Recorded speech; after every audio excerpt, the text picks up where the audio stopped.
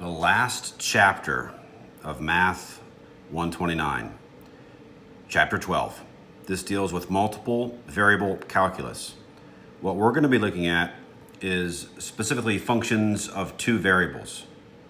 So a real valued function of two variables f consists of what? Well, two things.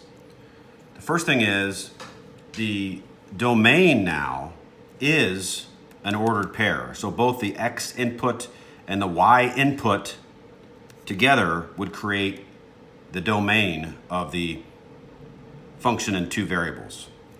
The second thing is whatever you get as a result of plugging in those two values x, y into the given function f, that spits out a third value, creating an ordered triple. That third value is z, all right? And that's going to give us a graph that is a surface in three-dimensional space. An example of this may be if you're looking at a weather map and you see some curves, some what are called isobars on the map. Well, those isobars are made up of points that consist of an x value that would be longitude and a y value that would be latitude, and the corresponding output z would be the pressure at that particular location. That's just one of many examples. Let's look at what we need to be able to do in section 12.1, and that's going to be very foundational in terms of what's going to happen in 12.2, and then ultimately in 12.3, we're going to put a lot of things together. And 12.3 will be the last section we study in Math 129. So let's take a look at some examples. Example number one. In section 12.1, what I want you to know is going to be hopefully very basic.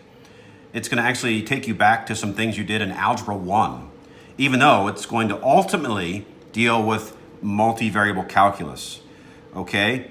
So you got to get the basics down, build that foundation, and then we'll talk about some more advanced concepts in sections 12.2 and ultimately in 12.3. Also, I want to make sure you understand that what we are going to be dealing with in chapter 12 is the derivative. We're going to go back to deriving functions, okay?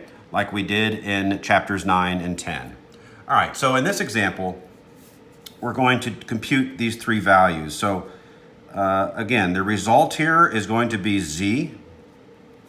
So z is going to equal, for the first one, f of 0, 1. That just means you look at the function, wherever you see an x, you replace it with a 0. Wherever you see a y, you replace it with a 1. It's that simple. All right, so the first result would be -1. Okay, the second one. Now we're looking at f of 2, 1. All right, so that's the domain, the ordered pair 2, 1.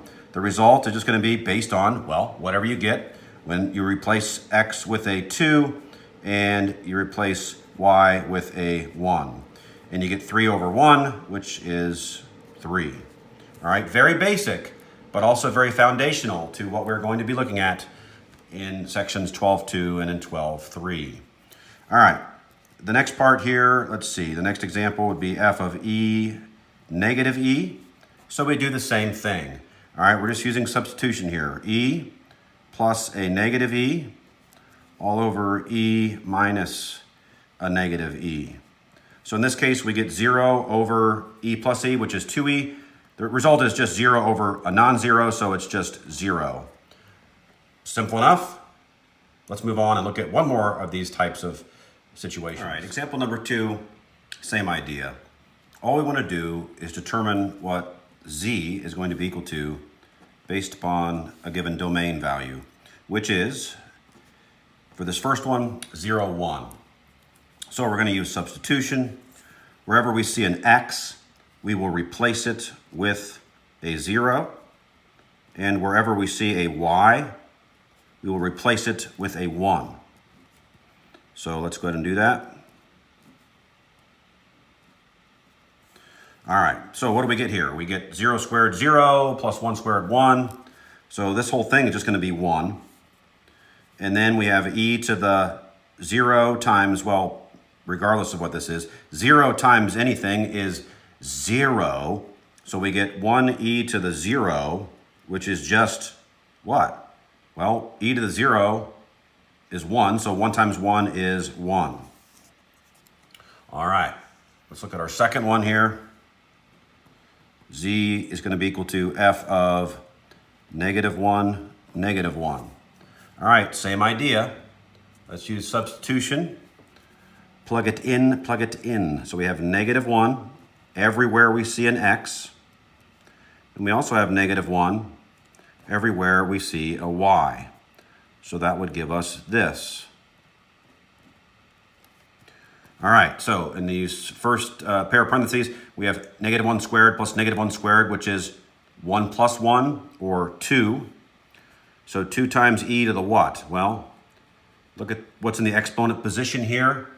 You're looking at exponents first, so -1 squared is +1. +1 times a -1 is a -1. So you get that, which if you really wanted to, you could rewrite as 2 over e. All right, again, these are very foundational. You got to be able to do this so that you can handle ultimately the problems in section 12.3. That's where everything's going to be put together.